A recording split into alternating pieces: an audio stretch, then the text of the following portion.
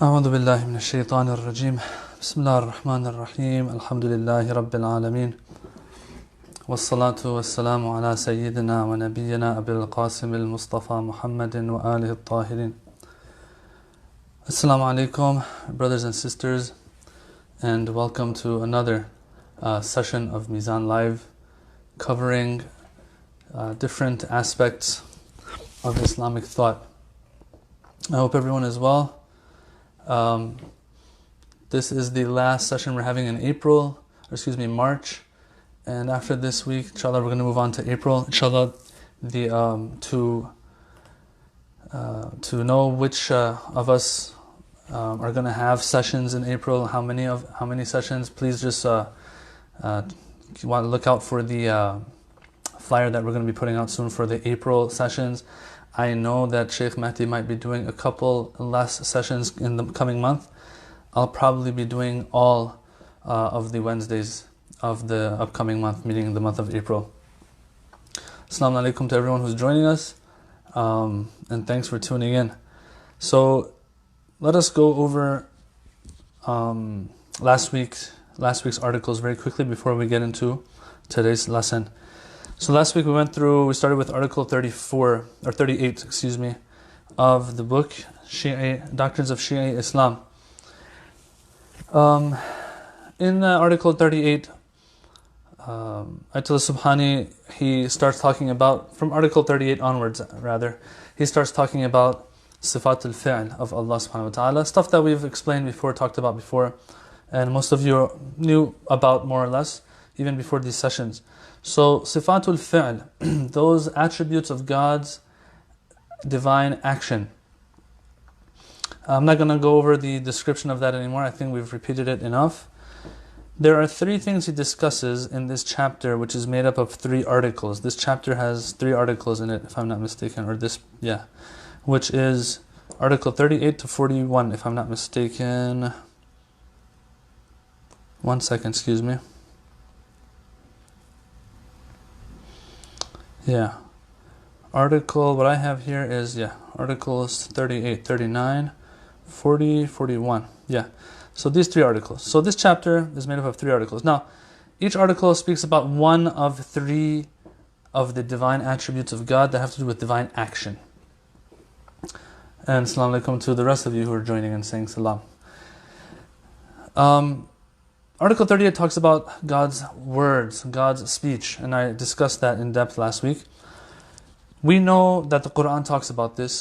He brought a verse, Ayatollah Subhani, Surah Shura, verse 51, where he talks about how God speaks. So we all know God speaks to people sometimes, but how? That was the question that we had. How?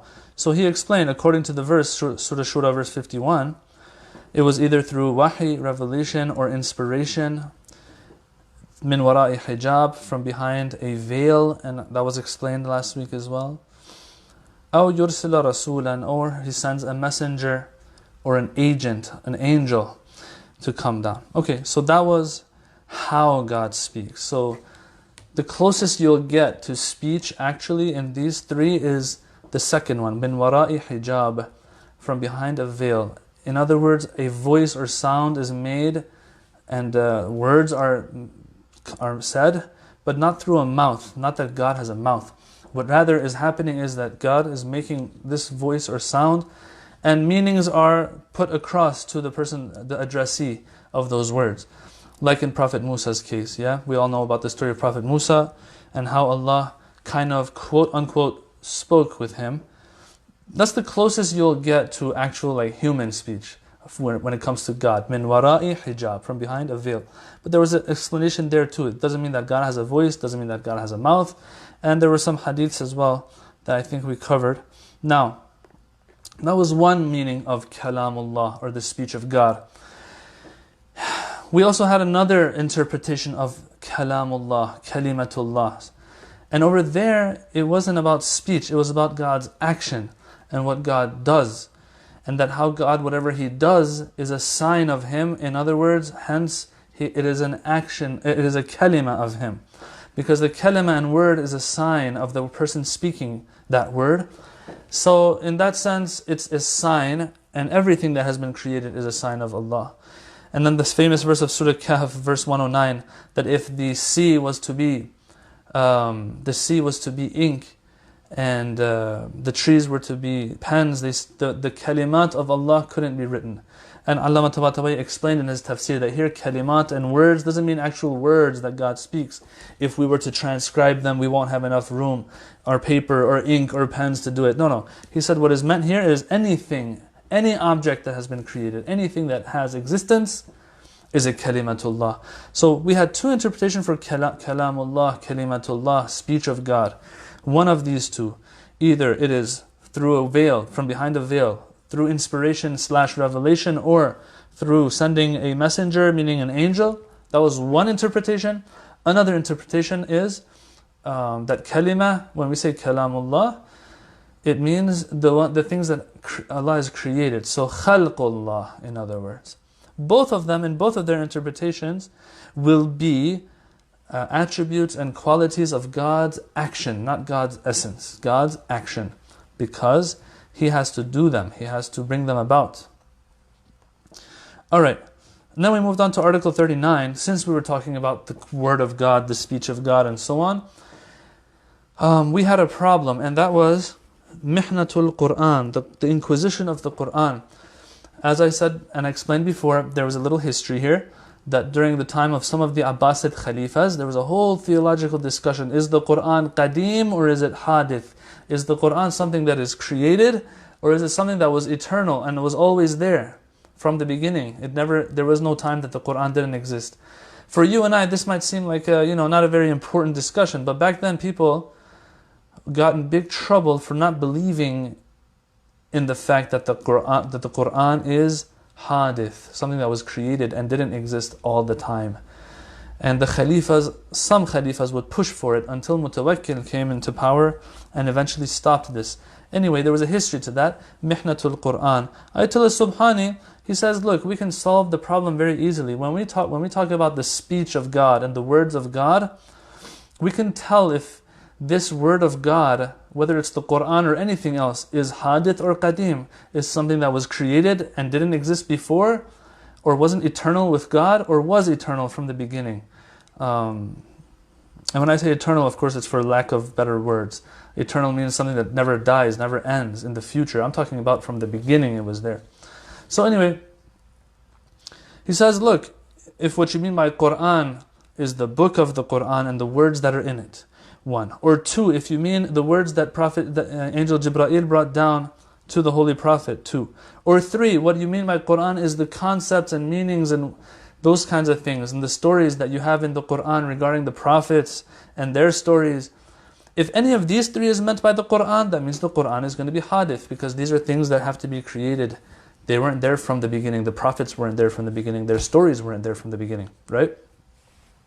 But if what you mean by Quran is God's knowledge of what will be in the Quran, then yeah, it's something that's qadim. It was always there because it has to do with God's knowledge, not with other things. Anyway, that's a long story, and we kept it short even last week because it's not too important in my opinion. This is something that is in classical theology. You'll find the debate of Mihnatul Quran.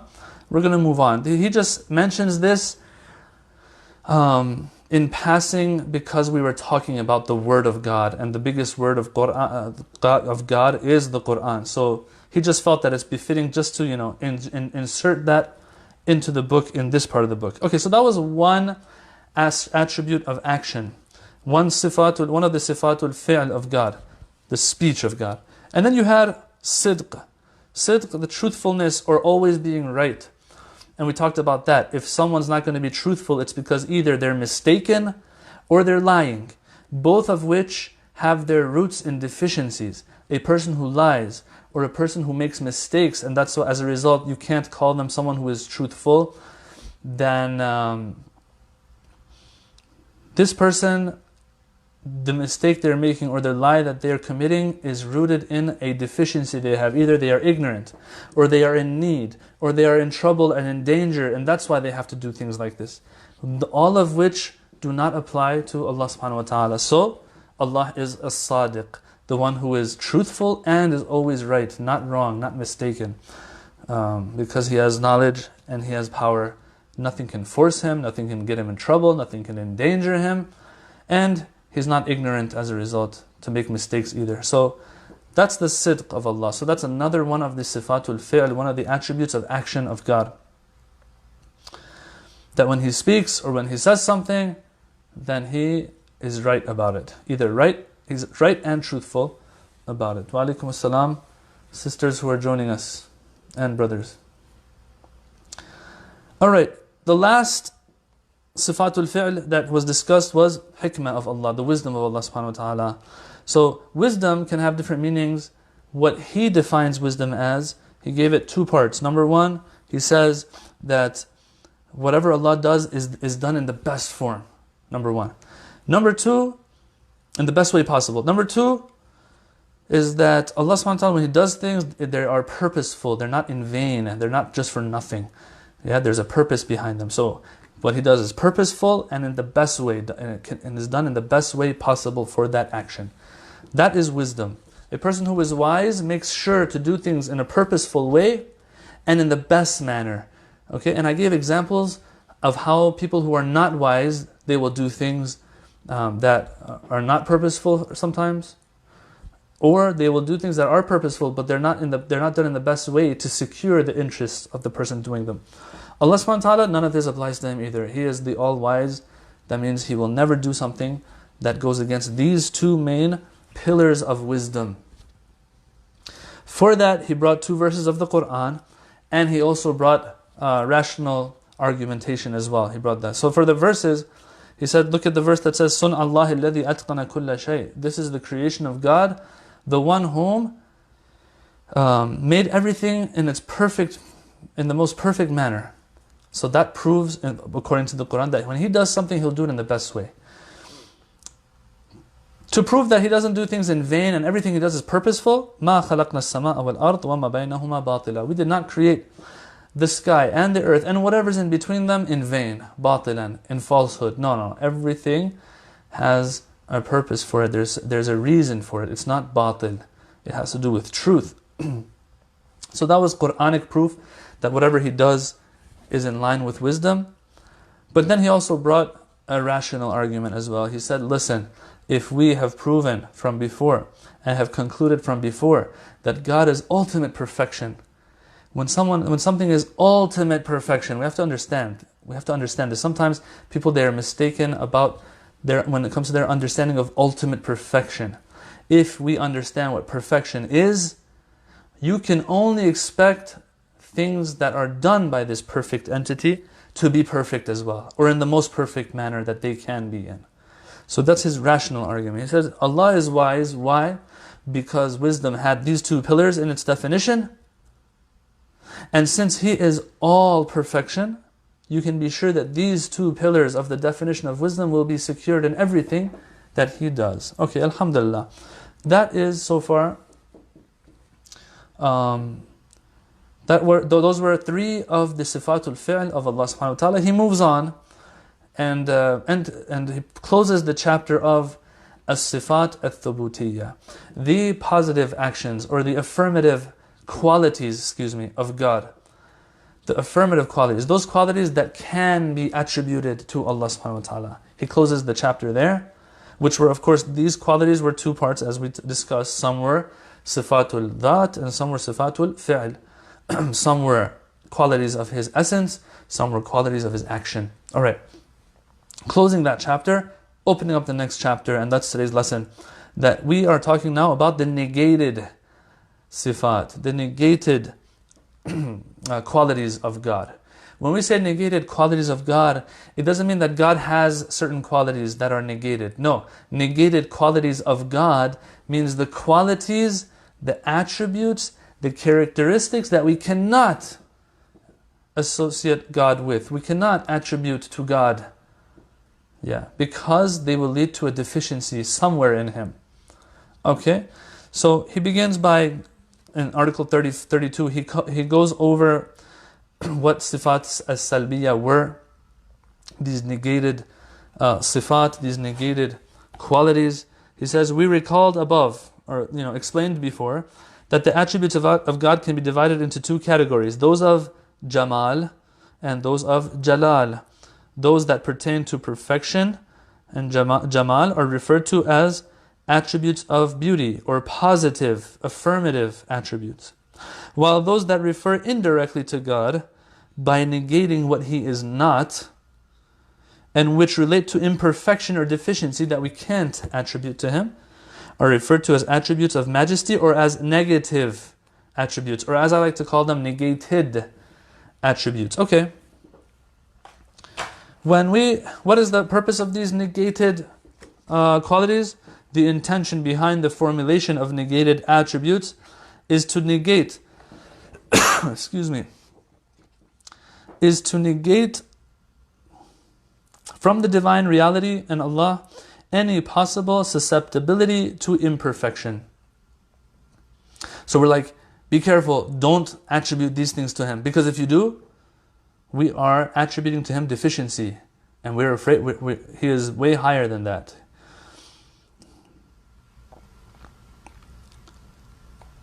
The intention behind the formulation of negative attributes is to negate from the divine reality any possible susceptibility to imperfection, deficiency, or inadequacy. Okay? Insofar as the divine essence is utterly self-sufficient and constitutes in itself absolute perfection, it is necessarily devoid of any attributes that derive from imperfection and dependency.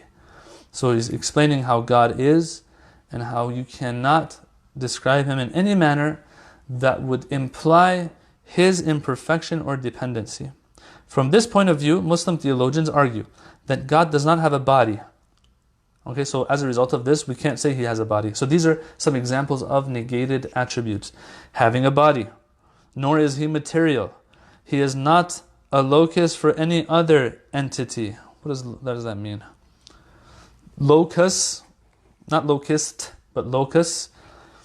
Over here in the Farsi, I'm looking at it, it means nothing can, he can't go into something else. I guess they're trying to say that we don't believe what the Christian faith might hold. Nor is He incarnate in any other entity. Such features presuppose the imperfection and dependency proper to contingent existent entities. If we ever attribute these things to Him, then we are attributing to Him dependency, something that has to do with contingent beings, mumkin al-wujud, not wajib al-wujud, which is God. Okay, so then he moves into one of these attributes in particular and wants to discuss it in depth. Which one is it? He says, among the attributes deriving from imperfection is the capacity of being seen. The fact that God can be seen. Mar'i.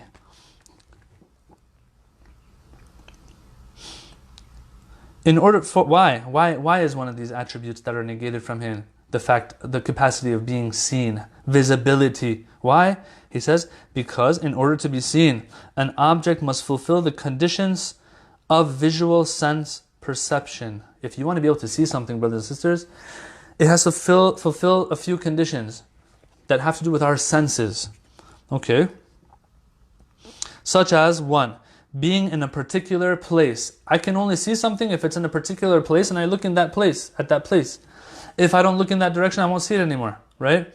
So God has to be somewhere so that I can see Him. Being somewhere itself is a problem for God, 1. 2, being illuminated by some source. Think about it. If we want to be able to see Him, then at night, for example, when there's no light, we can't see Him anymore. In other words, there is some need here for light to be able to be seen, for God to be able to be seen, for us to be able to describe Him as something that can be seen. So that means He's in need of something here, which is impossible when it comes to Him. And 3rd, being separate in essence from the perceiving subject. Think about it. If something's within me, I can't see it anymore. It has to be outside and away from me. There has to be a distance between me and that thing to be able for it to be able to be seen. So, but when Allah subhanahu wa ta'ala in the Quran, for example, He says, I am with you, I am in your heart, I am closer to you than the artery or the vein of your heart and your jugular vein and things like that. All of that we're going to have to put aside then. God has to be somewhere in daytime, far away from me so I can see Him. All of these are batil, all of these are wrong. and false about God. So he can't be a being that is seen, is mar'i, is visible. Okay? So what is your reason for this? And any other reason? That was the first reason, that it leads to these deficiencies. He says that in addition, we can say that a God that can be seen, this part's important, I need you to pay attention. We can say that in addition, we can say that a God that can be seen cannot escape from the following two conditions. Number one, either the totality of its being would be visible, or a part of its being. When you want to say that God is visible, what does that mean? That means, okay, either him in his entirety is visible, or at least part of him is visible, right? It's one of these two. Okay, so what's wrong with that? He goes on and says, in the first case, when we can see him entirely, the all-encompassing divine reality would be encompassed and delimited. So that means that if God is going to be able to be perceived by us in his totality, it means that we are encompassing him in one way or the other, in any sense. That goes against him being unlimited. And God can never be encompassed. As a matter of fact, he encompasses all things. As a matter of fact, not even he encompasses all things. The Quran says his mercy encompasses all things. So a trait of his is all-encompassing, let alone his essence itself. And then you want to say, God is visible. Okay, no. So God is visible in the sense that we can see him in his entirety, for sure is wrong. What if when we say God is visible, we can see him? What if we mean a part of him can be seen? Ayatollah Subhani continues to answer this one now. He says, and in the second, right, it would consist of parts, both of which conditions are far removed from the divine reality. He says, look, if you're going to say I can see part of him and the other part of him I won't see, what you just did is broke him down into parts, and God does not have parts. God is one all-encompassing, unlimited, simple being of existence. That's all he is. Now, we don't want to get philosophical here. What does it mean that he's simple existence and none other than that? We can't get into that. But that goes against the fact that we believe, and not just Muslim theologians, but Western theologians, Western philosophers, they'll agree, at least the mainstream of them, that God is not made up of parts. Why?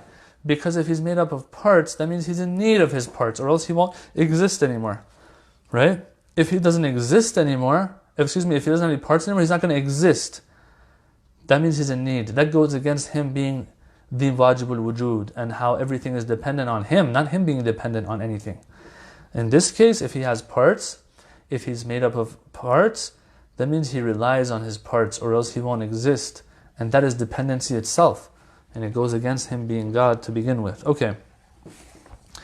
Now, he adds something here. It's not necessary to our discussion, but it's nice. He goes on, subhanahu, he says, now all that we said has to do with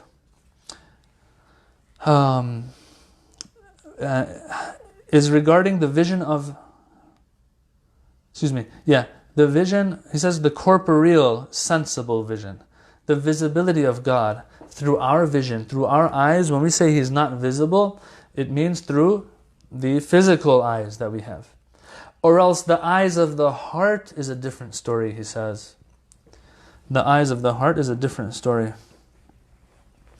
Inward spiritual perception, which sees by the light of perfected faith, this is different. Not only is it possible, he says, but he says, awliyaullah have achieved that. And that is the goal of the awliyaullah, to somehow, through their connection to the unseen, through connection to the wajibul wujud himself, and Allah subhanahu wa ta'ala himself, to be able to understand him, or see him with the eyes of their heart. Of course, this is metaphorical. The heart does not have eyes. So it's talking about a cognition and ma'rifah of God in reality. And we've all heard that famous hadith by Amirul Mu'mineen, that when someone asked him, have you seen your Lord? He says, I wouldn't worship a Lord I can't see. And so the person asks, well, how do you see him? And the Imam answers, لا تدركه العيون بمشاهدة العيان ولكن تدركه القلوب بحقائق الإيمان. The way I see, or the way he can be seen, is not through the eyes and through sight and seeing, but rather the hearts are what see him. Yes.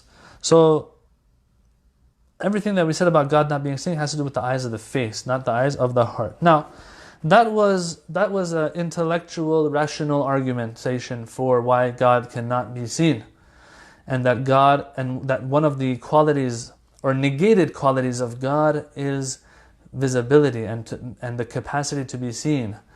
In other words, the fact that he cannot be described as something that is visible. These were all rational, aqli, intellectual arguments. Now, what about the Quran? What about the Quran? Does the Quran also speak about this or not? He says, yes, the Quran also mentions here and there that he can't be seen. The verse he brings here, Surah A'raf, verse 143, says that when Prophet Musa asked Allah, "Oh Allah, Rabbi arini andur ilayk, show me yourself so I can see you." What did Allah say? قَالَ لَن تَرَانِي, you will never see me. You will never see me. So, in other words, brothers and sisters, if there's anyone on the face of the earth during Prophet Musa's time that will be able to see him, it should be Prophet Musa, right? The fact that Allah tells him that you will never see me shows that it's not possible to see him. Or else why would Allah deprive Prophet Musa of his sight, you know? Now, someone might ask though, but look, you're talking about God not being possible to see God, right? Yes. Okay. What do you do with the verses number 21 and 22 of Surah Qiyamah? وُجُوهُ يَوْمَئِذٍ نَاظِرَةٌ إِلَىٰ رَبِّهَا نَاظِرَةٌ. That day will faces be radiant, looking at their Lord. وُجُوهٌ, faces, يَوْمَئِذٍ نَاظِرَةٌ. They're very happy. These faces are happy and joyous. إِلَىٰ رَبِّهَا نَاظِرَةٌ. And they are looking at their Lord. What do you do about this verse? Yeah? Ayatollah Subhanahu doesn't say this. And he answers, I'll share the answer that he gives with you. But first I want to add a little bit, something that he doesn't say. First of all, brothers and sisters, the akhirah is a whole different story. We don't know how it's going to be. Right? Of course, mainstream ulama, based on the Quran and many verses of the Quran, say that akhirah is going to be a material resurrection. There will be a material resurrection on Yawmul Qiyamah. But still, we don't know exactly how things are going to work there. So just discussing these verses gets a little hard at the get-go. Okay? Right from the get-go, what we have is that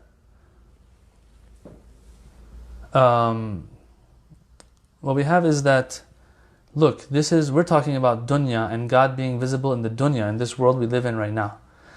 What does it mean? How does it work in the akhirah? We don't know. But anyway, we can still discuss it a little bit. You know what Ayatollah Subhani says here? He says that إِلَىٰ رَبِّهَا نَاظِرَةٌ. The tafsir of this verse doesn't mean that they're looking at their Lord necessarily. It's saying that they're looking at their Lord, meaning they are waiting. They're waiting for or looking forward to the blessings of their Lord. You know when they say you're looking to someone or looking up to someone for something, I'm looking to him for his money, right? Doesn't necessarily mean that I'm looking at him right now with my eyes physically. I might live on the other side of the world. But they'll say, you know, these people on this side of the world are looking to you for help. Looking to you means that they have hope in or looking forward to, or awaiting your assistance, your help, right? The same wording we'll have in Arabic as well. I mean, there's a lot of details regarding this verse. إِلَىٰ رَبِّهَا نَاظِرَةٌ. Some have said إِلَىٰ is what the plural of, is the word whose plural is ala, right? That's one tafsir of it. I don't want to get into details, I might confuse you more. But some say no, ila rabbiha nadira means, nadira here comes from intidar and intizar, awaiting something. Some say no, it means to look, but look forward to, etc. Lots of different interpretations here. What Ayatollah Subhani chooses to mention as tafsir of this verse here is that ila rabbiha nadira means that they are looking forward to the blessings, or looking to the blessings of their Lord, not looking at their Lord necessarily with physical eyes. This doesn't prove anything. Especially since, as I said, this is the akhirah we're talking about here. We're not talking about normal dunya. We don't know how it works, how the looking over there necessarily would work. Maybe over there even, like it says faces, but it's metaphorical of the hearts again. I don't know. Really, there's a million things you can say here. Okay, Ayatollah Subhani, you're telling us that the verse is talking about looking forward to the blessings of the Lord, right? Okay, what's your reason for it? What's your reasoning for it? Because we know, brothers and sisters, when it comes to academics or academia, we don't, just because a great individual has said something, we don't necessarily accept it right away. We have to see what their reasoning is. Now, usually those big names usually know more than us, know better than us. Yeah? And usually they'll probably be closer to the truth than us. But all in all, at the end of the day, they're not ma'soom. So, Ayatollah Subhani, what's your reasoning for it? He says, look, first of all, it says the faces are looking to the Lord. If actual looking with eyes was meant, then the Quran should have said, it should have said that the eyes are looking at Allah subhanahu wa ta'ala on that day. But that's not what the wording of the verse is. The wording of the verse is, the faces are looking. And this is metaphorical. Faces don't look, the eyes of the face look. So, he's kind of disproving that it's not looking with eyes. Or else it would have said the eyes are looking, not the faces are looking. Okay. Personally, I don't like that too much, but it isn't too bad of a reasoning either. I mean, it's something that's worth answering at least. Number two reason for why ila rabbiha nadira means they're looking forward to the blessing of their Lord. He says, and this one is I like this reasoning more. Those of you who've done tafsir, I've done tafsir with, will know what I'm talking about. Qarinatul muqabala is what he uses. Lots of times you can tell the meaning of something by its opposite. Okay? Sometimes it's hard to figure something out, but you see the opposite of it, you know exactly what it means. So the opposite of it will help you to understand what that thing itself, that term itself means, or what is meant by it. So here he uses this clue. He uses this clue in his favor. He says, look, as we go on through these verses, it talks about the good people. وُجُوهٌ يَوْمَئِذٍ نَاظِرَةٌ إِلَىٰ رَبِّهَا نَاظِرَةٌ. True. But then, let me see if I can pull it up actually.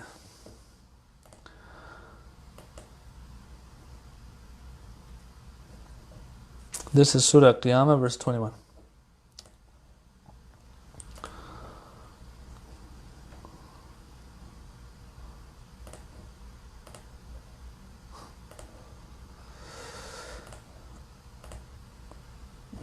Alright, so it says, وُجُوهٌ يَوْمَئِذٍ نَاظِرَةٌ إِلَىٰ رَبِّهَا نَاظِرَةٌ. It's verses 22 to 23. So the address here is wrong. I said 21, 22. It's 22, 23. وَوُجُوهٌ يَوْمَئِذٍ بَاسِرَةٌ. Which means, and some faces will be scowling on that day. Okay? And frowning on that day. Alright, so now, what happens to them? What they are expecting, تَظُنُّ أَن يُفْعَلَ بِهَا فَاقِرَةٌ. That they're expecting to be inflicted by some back-breaking punishment and chastisement. Ayatollah Subhani, he says, look, when we look at these verses, and it says wujuhun again. Wujuh means faces. Okay, so let me go through these 4 verses very quickly again for you guys. It says wujuhun, faces on that day will be, wujuh yawmadin nadira, will be in brightness of happiness. Faces will be in brightness of happiness, looking at the Lord. And faces will be frowning, that expect a very harsh chastisement to befall them. So those are the 4 verses. When we look at the verses that say, the verse that says, or those two verses that say there are frowning faces, what are those frowning faces doing? They are expecting chastisement to come. Expecting is the verb. Yeah? Expecting is the verb. Alright. So what's for sure is that eyes don't expect things, right? What is meant here that faces are expecting it means is that the people are expecting it. Okay? These people who have frowning faces are expecting punishment. So faces here is denoting people, not just the or faces actually, not the eyes in the face. If that's the case, then in the previous, if this is the opposite of that, the previous verses that talked about the good people and their faces shining, if that one was expecting bad stuff to happen to it, then this one is expecting good things to happen to it. إِلَىٰ رَبِّهَا نَاظِرَةٌ. Not that it's looking to its Lord, it's looking forward to the blessings. Versus the other one that is looking forward to or expecting the chastisement. I hope it's clear. I tried my best to explain it. This one, it's a little more technical, this qarina, this clue that he explains. Qarinatul muqabala. Let me read off of the book and see how good the book translates this part. It says, as a parallel. Oh, 1 second, excuse me.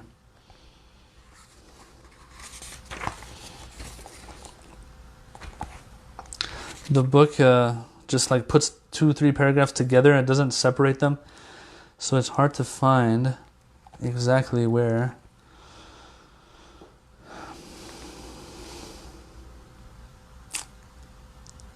Okay, here we go. Secondly, the discourse of the surah in question refers to two groups. So what are we discussing again here, brothers and sisters? We are trying to figure out what the Quran means when it says وُجُوهٌ يَوْمَئِذٍ نَاظِرَةٌ إِلَىٰ رَبِّهَا نَاظِرَةٌ. That faces are looking to God. We want to see if this looking to God means looking with their eyes to Allah and actually seeing now a being by the name of God, or no, something metaphorical is meant here, that they are expecting the blessings of the Lord. That's what we're trying to figure out. Ayatollah Subhani said, it's they're expecting blessings of the Lord. What is his reasoning? He says, the discourse of the surah in question refers to two groups. One with bright and radiant faces, whose anticipated and expected reward is made clear by the verse, looking at their Lord. And the other group with grim and anguished faces, whose anticipated punishment is alluded to by the verse, that they know that some great disaster is about to befall them. The meaning of the second phrase is clear, that talks about the bad people. They know that some painful punishment will soon befall them, and they are dreading its imminent advent. As a parallel to the comparison between the two groups, we can make use of another aspect of the meaning of the first verse. That looking to the Lord means the same thing. That they are expecting a blessing, just like how those other ones are expecting a punishment. So looking here doesn't necessarily mean looking with the eyes. It means expecting, just like the second verse where it's talking about people expecting things, some bad things to happen. Okay. Oh, it's tough. It's really tough. These technical terms and explanations sometimes can get a little hard. Now, hopefully we got it across. Brother is asking, so everything is metaphorical in the Quran, he says. We just covered one verse. We just covered one verse where it's metaphorical, yes. Where we have reason to believe that it's metaphorical, because if we take it in its literal sense, it won't add up with one, intellectual reasoning, and two, it won't add up with other verses of the Quran. And Ayatollah Subhani will say this as we go on as well. Right after this actually, he says, in addition to reason number one and number two, for this ayah, this verse, meaning that they are expecting the blessings of their Lord, in addition to the two reasons we mentioned, there's a third reason, and that is when we want to do tafsir of other verses, when we want to do tafsir of verses, we have to look at other verses as well, and make sure the verses read with each other. Or else, we have to reinterpret one of them that goes against other verses. For here, for sure, seeing God with the eyeball is not a possibility because it was already mentioned why. It leads to deficiency in God's essence. Even in Yawmul Qiyamah, being able to see Him with a physical eye is not going to be possible. It's not like I'm going to see Him, oh, this is God. Why? Because those three things that He said in the beginning, Ayatollah Subhani, will come into the picture. Okay, I see God, that means He's there, not here. Well, He's here too though. He has to be illuminated enough for me to see Him. If it's dark, I can't see Him. And He has to be in a place for me to see Him. All of these go against Him being God. So even in Yawmul Qiyamah, if He gives us physical eyes, we're not going to be seeing Him. So this is what pushes us, Brother Shuja, pushes us to know that this verse is probably it's a metaphorical one. Okay, this is the verse that's being metaphorical. This doesn't mean everything in the Quran is now metaphorical just because one of these verses was metaphorical. No. So all these other verses, we take them in their true meaning. But at the same time, this has been explained, the Quran has been written just like every other book in every other language. Sometimes things are used metaphorically as well. Sometimes it helps in the understanding of things. Sometimes it stresses on things. I can always say, if I've said something to you 10 times and repeated it to you 10 times and I'm upset about it when you're asking me for the 11th time, I can either say, I told you this 10 times already, right? Or to highlight how upset I am about this, I can tell you, hey man, I've told you this 1,000,000 times. 1,000,000 times is not true literally, but it's exaggeration here. These are different things that are used in literature to highlight certain things, to underline certain things, to bolden them in the minds of people. God is no exception when it comes to speaking to us in our languages, in the way we speak to each other. We exaggerate sometimes, we use a figurative language sometimes, so on and so forth. Okay? So the Quran will have some verses sometimes that are like that as well. We have to understand that. Doesn't mean everything now in the Quran is metaphorical just because 10 verses out of 100 verses in the Quran are metaphorical. Okay. After all of this, and him explaining these three reasons for why what is meant by ila rabbiha nadhira does not mean that you can see Him on the Day of Judgment. Three reasons he brought. What were they again? Very quickly. Number one was the Quran first attributes the sight of these people to their faces, not their eyes. Number one. Number two, as we look at the verses that come after these verses, it's talking about how people are expecting punishment. And the same wording is used, but they're expecting punishment now. So that must be what is meant by those who are seeing their Lord, meaning expecting something from their Lord, which is blessings. That was the second reasoning. Third reasoning was, hey, if we take this verse to mean that they're actually seeing God, it won't read with other verses of the Quran as well. Okay? Yeah, it's a tough one though. It's a tough one in the sense that, yes, some people might actually, even in the Shia Mufassirin, some people might believe that, no, we can see God on the Day of Judgment. Yeah, I mean, I'm not going to say that this is something everyone accepts, but you can be sure that I think mainstream mufassirs and those who do tafsir of Quran, that's what they think. So these are the three reasons for why God can't be seen on the Day of Judgment, according to that verse, ila rabbiha nadhira. Alright. In the end, Ayatollah Subhani, he talks about something else. To be honest with you guys, I didn't really understand why he even explains this, says this. And it's something on the side. That's what he says. And that's why he uses the word. It also becomes clear from the above arguments that such, so and so and so and so. But I don't want to even get into that. I think it's very confusing and it's unnecessary for our discussion here. Okay. I'm not going to go into the next article. Because it's going to drag on. It's going to take a long time to cover it. I'm just going to, explain it, give an introduction to it, and we'll leave the rest for next week. As I said, next week is going to be April. Yeah. So I want everyone to look out for the flyer that we're going to be putting out with the schedule of these sessions. Which, alhamdulillah, these sessions are wonderful. I thank everyone for tuning in because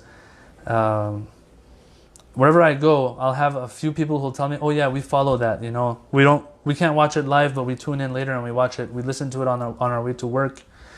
I put the audio of all of these. I put them in a Telegram channel that I have as well. So people who want to listen to it, they can listen to it. So, alhamdulillah, we're getting good feedback, and I thank all of you for that. So, just to give an introduction to next week's topic. We're done with sifat thubutiyah, right? Affirmative qualities that itself was divided into two parts. The sifat al-dhat and sifat al-fi'l, qualities of action versus qualities of essence. That we were done with. Today we finish a sifat al-salbiyah, the negated qualities of God. And he gave just one example, the visibility of God and the capacity to be seen. That capacity to be seen of God, and how these are qualities that can never be attributed to God because they lead to deficiency and dependency. And dependency, I don't want to sound like I said independency. They lead to imperfection and dependency, right? Those are sifat as-salbiyah, the qualities you cannot. Those are the qualities that are negated from God. That bigger chapter is done now. Okay. Then we're going to move on into those qualities that if it was just us and our minds, we would never even know that this quality existed, this quality of God. The way God describes himself sometimes in the Quran, for example, when he talks about how he has a hand, how he has a face, how he has an eye, and so on and so forth. These sifat, these qualities, they're referred to sifat khabariyah. And to be honest with you, in other conventional theology books, I have not seen this category, right? Or a title like this given to a category of God's qualities, to be honest with you. So this might be he might have coined this, I don't know. And I might be totally wrong, but I'm just being honest, I haven't seen this before. But what he means by it, informative, he calls it, the translation says here, informative attributes, which I disagree with this equivalent, I'm sorry. Informative usually means that is something that is informing you. I think what sifat khabari means is, it means the informed attributes of God. Those attributes which God has informed us of himself, or else we would have never been able to figure it out on our own. We were able to figure out the knowledge of God, the power of God, the truthfulness of God. All these things we were able to figure out on our own. The fact that God cannot be seen, that's something we can figure out on our own with our mind. But then there are some things, if God didn't call himself those things, we would have never thought of that. Like God has a hand, God has an eye. But you'll see, and you could probably guess right now, that most of these attributes are metaphorical once again. When God speaks about himself, he tells us that, look, I'm going to explain myself to you, I'm going to describe myself to you, but at the end of the day, your understanding of me is still limited. The words that I use to describe myself still are not accurate, but there's no other better words. And that has to do with our limitedness. And he's unlimited. We don't have words for something that's unlimited.